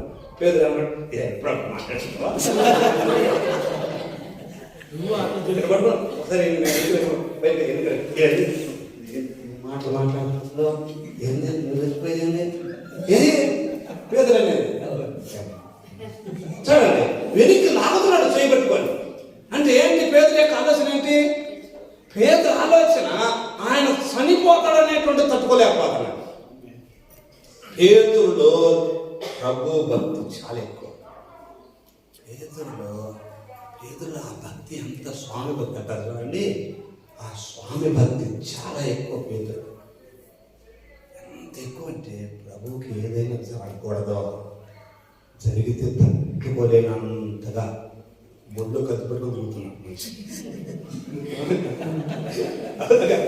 పట్టుకున్నప్పుడు ఏం చేశారు, బొడ్లు కత్తిపెట్టు. ఇప్పుడు పసకా అయిపోయింది కదా, రాత్రి అయిపోయింది, పసకా భోజనం చేశారు. ఇప్పుడు కత్తి ఎందుకు? పసకా అప్పుడు కావాలి కత్తి, అవునా కాదా? ఎందుకు దాన్ని పోయాలా, మొక్కలు పోయాలా, అది అప్పుడు కావాలి కత్తి. బొడ్లు కత్తి ఎందుకు అట్లా? మనిషి ఏదో చెప్తా ఉంటే మనసులో పెట్టుకున్నాడు పేదలు. ఎవడో చెట్టకి చేయబోతున్నాడు ఆయన్ని, వాడు ఎవడు ఎట్టకి అప్పుడు చూద్దాం అని చెప్పేసి బొడ్లో కత్తి పెట్టుకుని తిరుగుతా ఉన్నాడు పేదలు. పెద్ద తలవారు పెట్టుకుంటే తల తీసేయచ్చు, కానీ చిన్న కత్తి పెట్టుకుంటే ఏం తిరుగుతాయి? చెవులే తిరుగుతాయి, అవునా కదా? చూడండి ఆ పేదలు అంత స్వామి భక్తి ఎక్కువ. పేదలు అంటే గురు భక్తి, స్వామి భక్తి ఎక్కువ. నీకు నాకు మన జీవితంలో దేవుడు ఎట్లా వస్తాడు ఎప్పుడైనా సరే గుర్తుపెట్టుకోనండి. నీ ఆరాటం, నీ తపన ఉంది దేవుడు అంటే నీ హృదయంలో ఒక వాంఛ ఉంటుంది. దేవుడు అంటే ఒక రకమైనటువంటి ఆపేక్ష, ఆప్యాయత. దేవుడు అంటే ఒక ఆరాటం ఉంటుంది నీకు. దాన్ని చూస్తాడు దేవుడు, దాన్ని గౌరవిస్తాడు దేవుడు, దాన్ని చాలా గొప్పగా గౌరవిస్తాడు. నీవు ఎన్ని పొరపాట్లు చేయడు కాక నీవు ఎన్నిసార్లు ఆ పేదలు ఆయన ఎవరు నాకు తెలియదయ్యా బాబు, నాకు సంబంధం లేదా అని ఎంత ఏమో బొక్కాడా, అబద్ధం ఆడాడా, అయినా కానీ ఏమున్నది పేదల్లో ఒక ఆరాటం ఉన్నది. యేసు ప్రభు అంటే నా స్వామి, నా ప్రభు, నా దేవుడు, ఆయన మెస్సయా, ఆయన పరలోకముండి వచ్చిన వాడు, ఆయన దేవుడు పంపించిన వాడు అనేటువంటిది బాగా అర్థమైంది పేదలకి. ఒక అవగాహన ఉంది, అది చూస్తున్నాడు దేవుడు యేసు ప్రభు. ఓకే, కాబట్టి సాధారణ వెళ్ళిపోయారు. అయితే పేతురు వైపు తిరిగి సాధారణ నా వెనుకపో, నీవు నాకు అభ్యంతర కారణమైన మనుషుల సంగతులను తలస్తున్నావు కానీ దేవుని సంగతులను అని ఎవరితో చెప్తున్నాడు? చూడండి, పేతురుతో చెప్పినా అంటే తలంపు సాధారణదే, సాధారణ తలంపుదే. నువ్వు చనిపోకూడదు, నువ్వు చదవడానికి వీల్లేదనే తలంపు సాధారణదే. కానీ పేతురుని మళ్ళా సాధారణ వెనకలో అని గద్దించి సాధారణ గద్దించాడు, పేతురుతో మాట్లాడు. అది ఇక్కడ డ్యూయల్ ప్లే అంటారు దాన్ని. డ్యూయల్ ప్లే అంటే అర్థమైందంటే తలంపు సాధారణదే, తలంపు పేతురుని ప్రేరేపించి సాధానే. కానీ పేతురుతో ఆ మాటలు మనుషుల సంగతులు ఎందుకు ఆలోచిస్తున్నావు? పేతురు మనుషుల సంగతుల్ని ఆలోచిస్తున్నావు, మానవ రీతిగానే ఆలోచిస్తున్నావు అని చెప్పేసి పేతురుని గద్దించింది. ఒకసారి దయపడితే కూర్చో అంటారా? ఏందమ్మా ఎట్టుంది అంటారా మళ్ళా మామూలుగా? అవునా కదా? ఆ దయ్యాన్ని గట్టి గద్దిస్తారు. మళ్ళా ఏది ఎట్లుంది అని ఆయన ఎవరితో మాట్లాడతారు? గద్దించింది ఎవరిని? గద్దించిన దయాన్ని. ఓకే, గద్దించిన దయాన్ని మళ్ళీ మామూలు మాట్లాడేది అక్కడ నాయకులతో అట్లా డీల్ ప్లే అంటారు. ఓకే, యేసు ప్రభు శిష్యులను తెలిసి ఎవడైనా నన్ను వెంబడింపబోతే తన శిలువ ఎత్తుకొని వెంబడించాలి, తన ప్రాణం రక్షించుకోరుకునేవాడు పోగొట్టుకుంటాడు నా నిమిత్తము పరలోకమును. ఓకే, తన ప్రాణం పోగొట్టుకోడు దాన్ని దక్కించుకుంటాడు. లోకమంతా సంపాదించుకుని ప్రాణం పోగొట్టుకుంటే ఏం ప్రయోజనము? ఓకే అని చెప్పేసి యేసు ప్రభు అన్నా 6 దినములైన తరువాత. ఇది ఇక్కడ దీని మీద కొద్దిసేపు ఫోకస్ చేస్తాను. కొద్దిసేపు పోతుకుంటూ వింటారా? రూపాంతరం గురించి చెప్పాలి. రూపాంతరం చాలా ఇంపార్టెంట్. ఓకే, 6 దినములైన తర్వాత దానికి ముందు ఏమన్నాడు? ఇక్కడ నిలిచి ఉన్న వారిలో కొందరు 28 వచ్చిన కొందరు మనుష్య కుమారుడు తన రాజ్యంతో చూచు వరకు మరణము రుచి చూడాలని నిశ్చయంగా మీతో చెప్పుతున్నాను. ఇవి గుర్తుపెట్టుకోండి మీరు. అధ్యాయాలు ఫస్ట్ ఒరిజినల్ మ్యానుస్క్రిప్ట్ లో అధ్యాయాలు లేవండి. ఇది గుర్తుంచుకోవాలి మీరు. అధ్యాయాలు వచనాలు అనేటువంటివి ఒరిజినల్ మ్యానుస్క్రిప్ట్ లో లేవు. ఒరిజినల్ గా మత్తయ్య గారు రాశారే దాంట్లో లేవు. మనం చదువుకోవడానికి అనుకూలంగా ఉంటుందని అధ్యాయాలు విభజించారు. ఓకే, అంటే ఇప్పుడు అధ్యాయాలు తీసేద్దాం, పక్కన పెడదాం. వచనాలు కూడా తీసి పక్కన పెడదాం.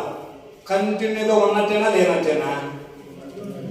ఇప్పుడు 16వ అధ్యాయం తర్వాతనే 17వ అధ్యాయము కంటిన్యూగా ఉన్నట్టేనా లేదంటేనా? అంటే 16వ అధ్యాయంలో చివరి వచనం ఉంది. అది చెప్పిన తర్వాత 6 రోజులకి ఈ సంఘటన జరిగింది అని రాస్తున్నాడా రాయట్లేదా మత్తయ్య గారు? అంటే 6 రోజుల ముందేం చెప్పారు? ఇక్కడ నిలిచి ఉన్న వారిలో కొందరు ఏమున్నది అక్కడ? నిలిచి ఉన్న వారిలో కొందరు మనుష్య కుమారుడు తన రాజ్యముతో వచ్చుట చూసు వరకు మరణము రుచి చూడరని నిశ్చయముగా మీతో చెప్తున్నాను. ఓకే, ఇదే మాటలు మీకు ఆ వేరే వార్తల్లో కూడా ఉంటాయి. ఆ రెఫరెన్స్ లో కూడా జస్ట్ కొద్దిగా తీయండి. ఆ రెఫరెన్స్ చదువుదాము. వేరే వార్తల్లో రెఫరెన్స్లు ఒకసారి చెప్తాను. ఆ రెఫరెన్స్ చెప్తాను ఎక్కడెక్కడ ఉన్నాయో. 17వ అధ్యాయం వేరే కొంతమంది స్టడీ బైబుల్ నుంచి వాటిల్లో రెఫరెన్స్ ఎక్కడెక్కడ ఉన్నాయో కూడా చూపిస్తారు. ఓకే, ఇదే ట్రాన్స్ఫిగరేషన్. మార్కు సువార్త 9 ఒకసారి తీయండి. మార్కు సువార్త 9 2 నుండి 13. మార్కు సువార్త 9 తీయండి. లోకా సువార్త 9 28 నుండి. లోకా సువార్త 9 28 నుండి.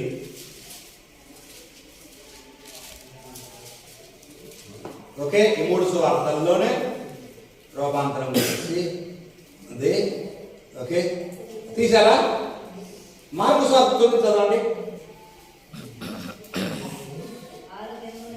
6 దినములు అన్నాడా? అక్కడ కూడా 6 దినములు అన్నాడా? పైన ఏమొచ్చిన చదవండి. పైన వచ్చిన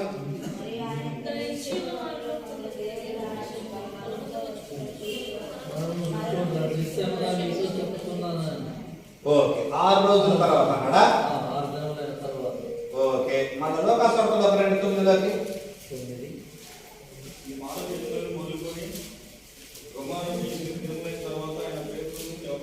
మరి 8 దినములు అంటున్నాడు ఏంది? లోక వాళ్ళిద్దరు 6 దినములు అంటున్నారు. 8 దినములు అంటున్నాడు. రమారామి 8 దినములు అంటున్నాడు ఏంది? చూడండి, ఉదాహరణ 21వ తారీఖు 18వ తారీఖు యేసు ప్రభు 18వ తారీఖు చెప్పారు. ఓకే, యేసు ప్రభు 18వ తారీఖు చెప్పారు. 6 రోజులు అన్నారు కదా. 19, 20, 21, 22, 23,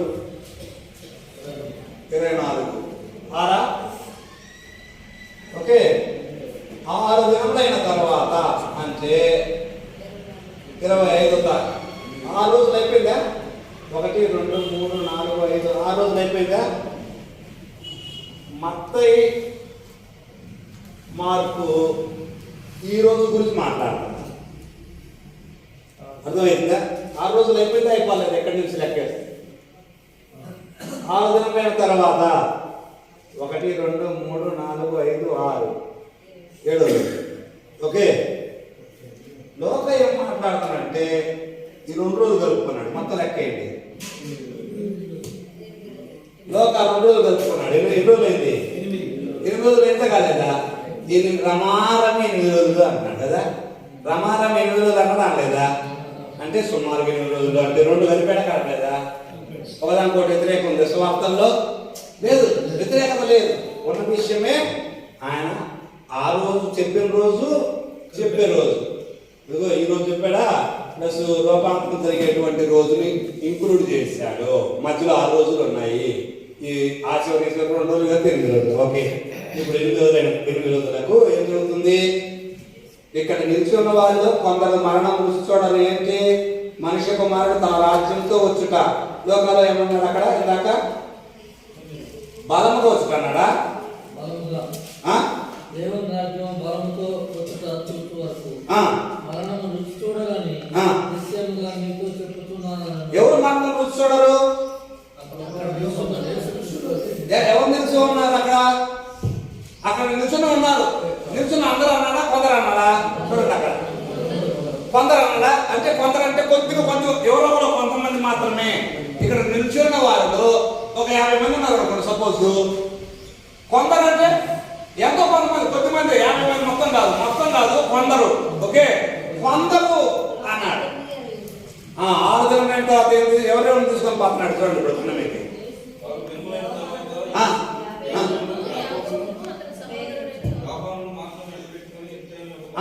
చూడండి, ఆ కొందరిలో ఈ 3 ఉన్నట్టేనా లేనట్టేనా? ఆ 3 ఉన్నారుగా. అంటే కొందరు ఇక్కడ నిలిచిన వాళ్ళలో కొందరు అంటే పేతురు, యోహాను, యాకోబు 3 తీసుకొని ఎక్కడికి వెళ్తున్నాడు? కొండ మీదకి వెళ్తున్నాడు. ఓకే, ఏ ఏరియాలో ఉన్నారు ఇప్పుడు? ఏ ఏరియాలో ఉన్నారండి? ఇందాకే తీసుకున్నాను 16వ అధ్యాయంలో. ఏది ఫిలిప్పు దగ్గర కైసరియా అన్నావా కాదా? అంటే పైన ఆ ఏరియాలో, ఈ కొండ ఆ ఏరియాలో ఉంది అని బైబిల్ పండితులు అంటారు. టాబోరు కొండ అంటారు దాన్ని. ఓకే, మౌంట్ టాబోర్ అంటారు.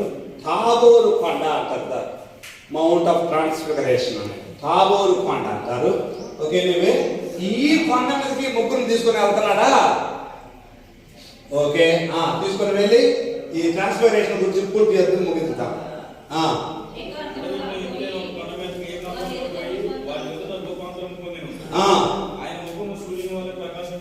Okay okay okay right. ఇక్కడ కొండ మీద ఇందాక 6 రోజుల క్రితం జరిగింది, 6 రోజుల క్రితం చెప్పింది నెరవేరుతుంది కొండ మీద అంటాను నేను. కొండ మీద 6 రోజుల క్రితం ఏం చెప్పారో అది నెరవేరుతుంది అంటాను నేను. 6 రోజుల క్రితం ఏం చెప్పారు?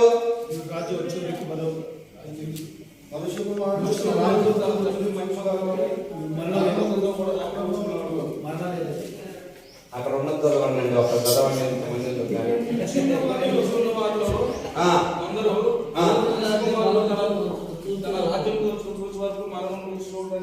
Okay right.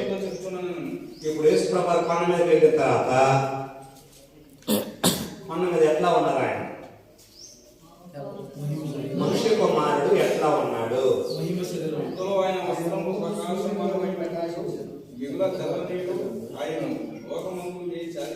తెల్లగా చలువ చేయలేడు. తెల్లని వస్త్రాలు కదా, తెల్లని వస్త్రాలు. ముఖం ఎట్లా ఉంది? ముఖం ప్రకాశమానమైన ముఖం. తెల్లని దగదగా మెరిసిను.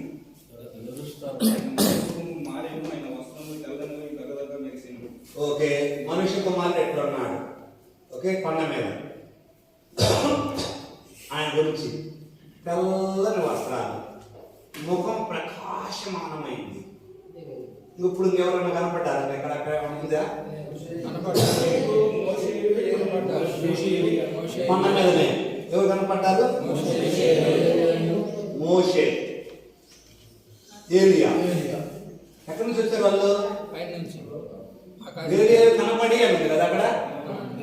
మోషేయు ఏలియా కనపడి. ఓకే, మోషేయు ఏలియా కనపడి. ఓకే, మార్కు సువార్తలో కూడా ఈ మాటలు ఉన్నాయి కదా, లూకా సువార్తలో కూడా ఈ మాటలు ఉన్నాయి. జాగ్రత్త వేరండి. మార్కు సువార్త పేతురు దగ్గర నుండి ఇన్ఫర్మేషన్ తీసుకొని రాశాడని చెప్పాము మనం మీకు. ఇక్కడ మత్తయి లేడుగా, ఈ పైకి వాళ్ళ మత్తయి ఉన్నాడా? కానీ మత్తయికి ఎవరు చెప్పుకుంటారు? మత్తయికి ఎవరు చెప్పుకుంటారు? పేతురు చెప్పుకుంటాడు. ఏందన్నా నిన్న పన్ను మీద పోయి ఏం జరిగిందన్న అడిగాడు అడగలేదా? మత్తయి అన్న నిన్న పండుగ నేను ముగ్గురిని తెచ్చకపోయాడు, ఏందో మరి ఏది స్పెషల్ ఏంది అంటే అదే విషయం చెప్తాడు అని చెప్పాడు చెప్పలేదా? మత్తయి సరే పేతురు చెప్పాడు చెప్పలేదా? యోహాను కూడా ఉన్నాడా లేడా? శిష్యుల బృందంలో యాకోబు కూడా ఉన్నాడా లేడా? కాబట్టి ముగ్గురు జరిగిన సంగతి మత్తయికి చెప్తే మత్తయి అంతా రాస్తున్నాడు. పేతురు కూడా మార్కు చెప్తే మార్కు కూడా రాశాడు. పేతురు దగ్గర కానీ వేరే వాళ్ళ దగ్గర సమాచారం అంతా లోక కూడా స్వీకరించి రాశాడు. ఎనివే మోషే ఏరియాలు కనపడ్డారు. ఎవరు కనపడ్డారు మోషే ఏరియాలు? పేతురు చూశారంటారా చూడలేదా? పేతురు యాకోబులు చూశారు. వాళ్ళకి కనపడ్డారు కాబట్టి చూశారు కాబట్టి చెబుతున్నారు. అవునా కదా? మోషే ఏరియాలు ఎక్కడి నుంచి వచ్చారు? వీళ్ళు పరలోకం నుండి వచ్చారు. అవునా కదా? ఇది ఎక్కడ ఉన్నారు? అప్పుడు పరలోకం నుండి వచ్చింది వాళ్ళు. మోషే ఎవరు? ఇక్కడ చూడండి, మోషే ధర్మశాస్త్రం ఇచ్చిన వాడా కాదా? అంటే ధర్మశాస్త్ర ఇచ్చినటువంటి ఆయన ఈయన పాత నిబంధన భక్తులకు సూచన కాదా? పాత నిబంధన భక్తులు, ఓకే, పాత నిబంధన భక్తులు. మోషే ధర్మశాస్త్రం ఇచ్చిన వాడు, పాత నిబంధన భక్తులకు సూచన. అవునా కదా? చనిపోలేదా మోషే? పాతిపెట్టింది ఎవరు? దేవుడు దేవుడు అవుతారు కదా. దేవుడు తెలియతే పూజించేవాళ్ళే, కొంచెం తెలియలేదా? ఓకే, కాబట్టి మోషే చనిపోయాడు. చనిపోలేదా? చనిపోయింది వాస్తవమే. అందుకోసం 30 రోజులు ఏడ్చారు. ఏడలేదు ఆయన కోసం ఏడ్చారు. 30 రోజులు ఏడ్చారు. చనిపోయింది ఆయన. చనిపోయి పరలోకానికి వెళ్ళినవాడు. అవునా కదా? చనిపోయి పరలోకానికి వెళ్ళినవాడు. పరలోకం ప్యారడైజ్ రెండు ఒకటేనండి. వేరే ఎవరు నేను నేర్చుకున్నంత వరకు బైబిల్ ప్రకారం పరలోకం అన్న ప్యారడైజ్ రెండు ఒకటే. ఏలియా మరి ఎట్లా వెళ్ళాడు పరలోకానికి? చనిపోయాడా? ఏలియా చనిపోకుండా వెళ్ళాడు కదా. అంటే తీసుకొని పోబడ్డాడు. శవంగా తీసుకొని పోబడ్డాడు. ఉన్న ఫలానా ఒక్కసారిగా బాడీతో వెళ్ళిపోయాడు లేదా? ఉన్న ఫలానా బాడీతో వెళ్ళాడు. అంటే ఈయన సడన్ గా తీసుకొని పోబడ్డాడు. ఈయన ఎవరికి సూచన? సడన్ గా వెళ్ళిపోబోతున్నారు కొందరు. వారికి సూచన. ఎవరు వెళ్తారు సడన్ గా? సంఘం, ఎత్తబడే సంఘం. ఓకే, ఎత్తబడే సంఘానికి సూచన. Okay okay. ఇంకా కొండ మీద ఎవరు ఉన్నారండి? యశ్వ్రభు వచ్చారు. ఇంకెవరు ఉన్నారు కొండ మీద? పేతురు యాకోబు యోహాను కదా. పేతురు, యోహాను, యాకోబు వీళ్ళు ఎట్లా ఉన్నారు? ఈయన మామూలు శరీరం కదా. వీళ్ళకు మామూలు మన బాడీ, మనలాంటి బాడీ ఉంది కదా. శరీరాలతో ఉన్నారు కదా. నిద్ర మొత్తం ఉన్నారండి పాప, అలసిపోయి ఉంటారు. వీళ్ళు శరీరాలతో ఉన్నారు కదా. వీళ్ళు శరీరాలతో ఉన్నారు. ఓకే, అంటే యేసుప్రభు వారు 6 రోజుల క్రితం ఏం చెప్పారంటే, ఇక్కడ నిలిచి ఉన్న వారిలో కొందరు మనుష్య కుమారుడు తన రాజ్యంతో వచ్చుట చూసువారు. మనుష్య కుమారుడు తన రాజ్యంతో వచ్చుట చూసు వరకు మరణము రుచి చూడాలని నిశ్చయముగా మీకు చెప్తున్నాను. 6 దినములు మీరు వెంట పెట్టుకొని ఆయన కొండ మీదకి వెళ్ళి, ఇదిగో వాళ్ళిద్దరు వచ్చారా, ఆ కొండ మీదకి వెళ్ళాడు. ఆయన రూపం మారిపోయింది. ప్రకాశమానమైన వస్త్రాలు, ఆయన ముఖం కూడా తెల్లగా ఉంది. వస్త్రాలు తెల్లని ఆయన. మోషే ఏలియా వారు కనపడి ఆయనతో మాట్లాడుతుండేది. మోషే ఏలియాలు మాట్లాడుతూ ఉన్నారు కొండ మీద. ఇది సన్నివేశం. ఇది రూపాంతరపు కొండ. రూపాంతరపు కొండ మీద మనుష్య కుమారుడు ఎవరు? ఈయన దేవుడా కాదా? దేవుడు. అంటే దేవుని రాజ్యంలో ఎవరు ఉంటారు? దేవుని రాజ్యంలో దేవుడు ఉంటాడు. ఒకటి దేవుని రాజ్యం. ఆయన ఎట్లా ఉంటాడు? ఇదిగో తెల్లని ప్రకాశమానమైన రూపంలో ఉంటాడు. అవునా కదా? ఆయన రూపం అట్లా ఉంటుంది. రూపం మారి ఉంటుంది. ఓకే, దేవుని రాజ్యంలో ఎవరు ఉంటారు? పాత నిబంధన భక్తులు ఉంటారు. ఉంటారా ఉండరా? వీళ్ళెవరు? చనిపోయిన వాళ్ళ కాదా? చనిపోయిన వారు. దేవుని రాజ్యంలో ఇంకెవరు ఉంటారు? ఎత్తబడే సంఘం ఉంటుంది.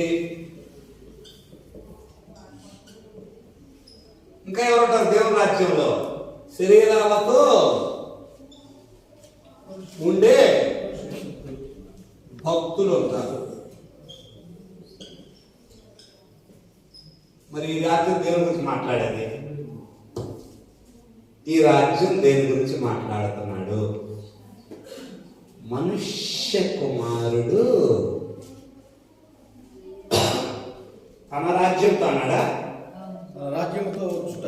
తన రాజ్యం కదా, అంటే మిలీనియల్ కింగ్డమ్. Millennial Kingdom. ఇక్కడ 1000 ఏళ్ల పరిపాలన గురించి ఇక్కడ యేసుప్రభువు మాట్లాడారు.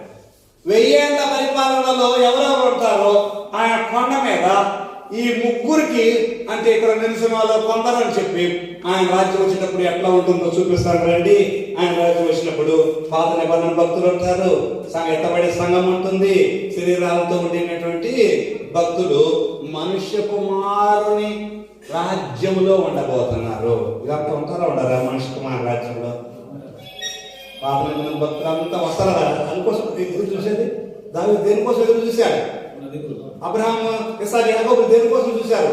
ఆయన రాజ్యం కోసం ఎదురు చూస్తున్నారు. వాళ్ళకి ఆ రోజున వాళ్ళందరిని తీసుకొని ఆయన వచ్చినప్పుడు వాళ్ళందరికీ 1000 ఏళ్ల పరిపాలన యొక్క రుచి దేవుడు చూపించారు. ఎత్తబడే సంఘం మనం దేనికోసం ఎదురు చూస్తున్నాం? 1000 ఏళ్ల పరిపాలన కోసం ఎదురు చూస్తున్నాం. చూడలేదా? ఇంకా భూమి మీద శరీరాలతో ఎవరు ఉంటారు? ఇందాక మాట్లాడుకున్నాం. 666 ముద్రలు వేయించు కొనని వాళ్ళు ఉంటారు. వీళ్ళు ముద్ర లేని వారు.